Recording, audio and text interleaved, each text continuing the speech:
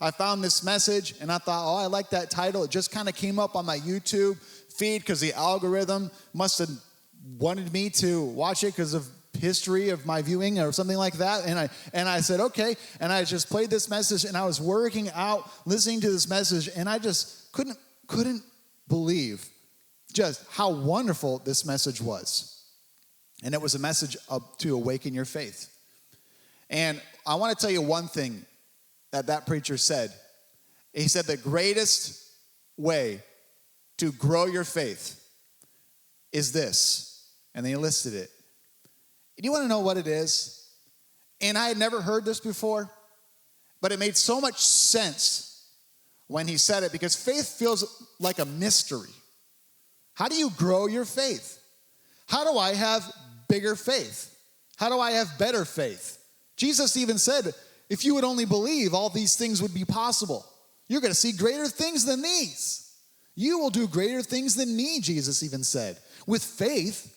And he just talks about faith. How do you get that kind of faith? Do you pray hard? Do you worship hard? Do you come to church consistently with perfect attendance? Does that grow your faith? What is it? And I was so curious about what this man was going to say.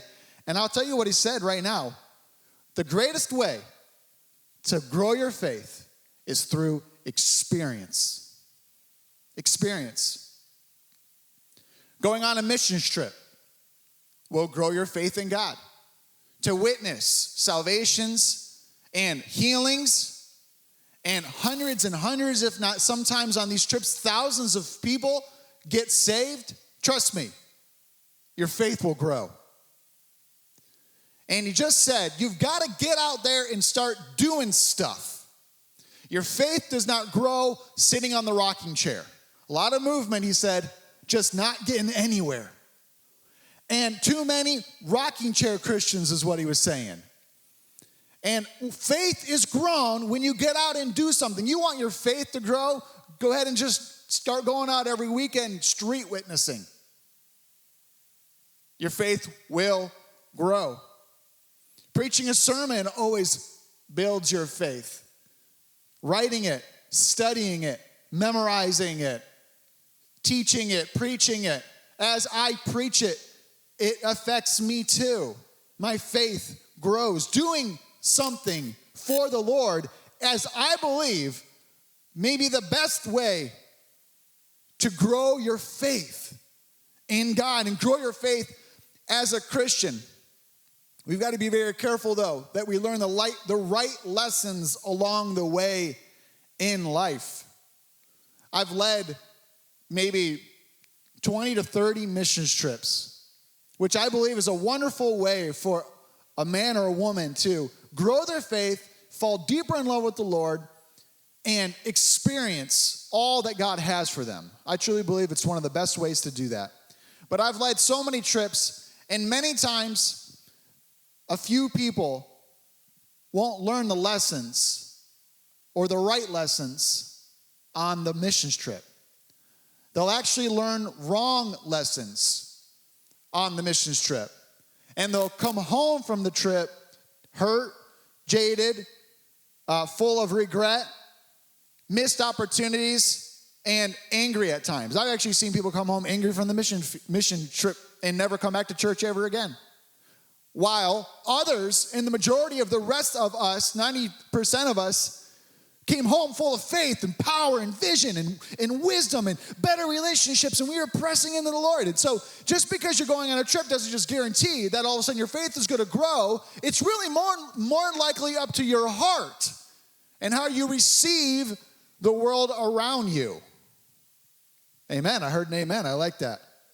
You know, even the Bible portrays this. Samson, which is a man I've been studying recently, he did not learn the lessons of life. I mean, Delilah's asking him over and over again, night after night, what's the secret to your strength? What's the secret to your strength? And he lies to her the first night, and all of a sudden, who's coming into the room to, kidnap him and kill him the way that he lied to her about his strength? They're trying to capture him that way. And night after night, he's dense as a log. Can't learn the lessons. Can't figure it out. People like that all the time. They'll run into the same wall over and over again and wonder, what's wrong with the wall? Faith is awakened through your eyes and your ears. Say that. My eyes and ears. I want to read you a story. It's a lengthy one, but that's okay because we're at church and it's good to read the Bible, right, church? So Genesis 27, 1 through 27. I'll read it to you. It's a great story. It says, one day when Isaac was old and turning blind, he called for Esau, his older son, this was firstborn son, and said, my son. Yes, father, Esau replied. I am an old man now, Isaac said, and I don't know when I may die. Take your bow and a quiver full of arrows and go out into the open country to hunt some wild game for me. Prepare my favorite dish, bring it here for me to eat. Then I will pronounce the blessing that belongs to you, my firstborn son, before I die. This is a great day for Esau. But Rebekah overheard, that's his mom, Rebekah, his mom overheard what Isaac has said to his son Esau. So when Esau left to hunt for the wild game, she said to her son Jacob, listen, I overheard your father say to Esau, bring me some wild game and prepare me a delicious meal. Then I will bless you in the Lord's presence before I die. Now, my son, listen to me. Do exactly as I tell you. Go out to the flocks, bring me 2 fine young goats. I'll use them to prepare your father's favorite dish. Then take the food to your father so he can eat it and bless you before he dies. But look, Jacob replied to Rebekah, my brother Esau is a hairy man and my skin is smooth. What if my father touches me? He'll see that I'm trying to trick him and then he'll curse me instead of blessing me. But his mother replied, then let the curse fall on me, my son. Just do what I tell you. Go out and get the goats for me. So Jacob went out and got the young goats for his mother.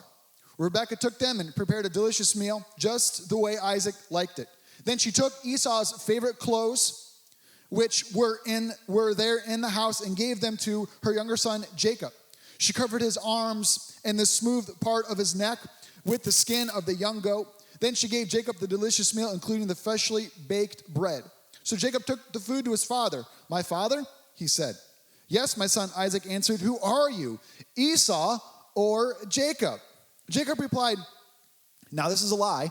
See, it's Esau, your firstborn son. I've done as you told me. Here's the wild game. Now sit up and eat it so you can give me your blessing. Isaac asked, how'd you find it so quickly, my son? The Lord your God put it in my path, Jacob replied. So he's just lying here. He's just a big liar. Then Isaac said to Jacob, come closer so I can touch you and make sure that you really are Esau. So Jacob went closer to his father, and Isaac touched him.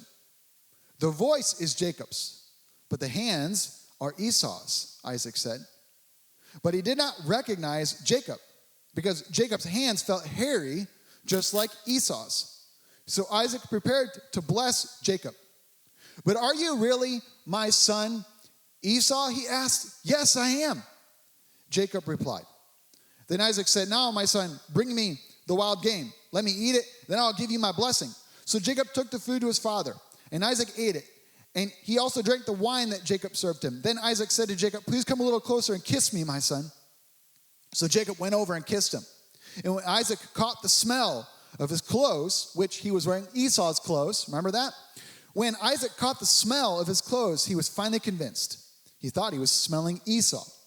And he blessed his son. He said, the smell of my son is like the smell of the outdoors, which the Lord has blessed. And the book of Genesis emphasizes the blessing of a father to his sons. And the patriarchs like Abraham, and we see here Isaac, and then it'll be Jacob. They all, if we read in the Old Testament, they all gave real formal blessings to their children. And in Jacob's case, he actually gave a blessing to his children's children, his grandchildren even. And receiving a blessing from your father was a high honor, and losing a blessing, it was considered to be a curse. In the Old Testament, a blessing of a father to his sons included words of encouragement, details regarding each son's inheritance, prophetic words concerning the future. So, for example, Isaac's blessing on Jacob, which was meant for Esau, gave him the earth's bounty, and it gave him authority over his brother. You can read that in the next 2 verses if you want to. It also promised that those who blessed Jacob would be blessed, and those who cursed him would be cursed.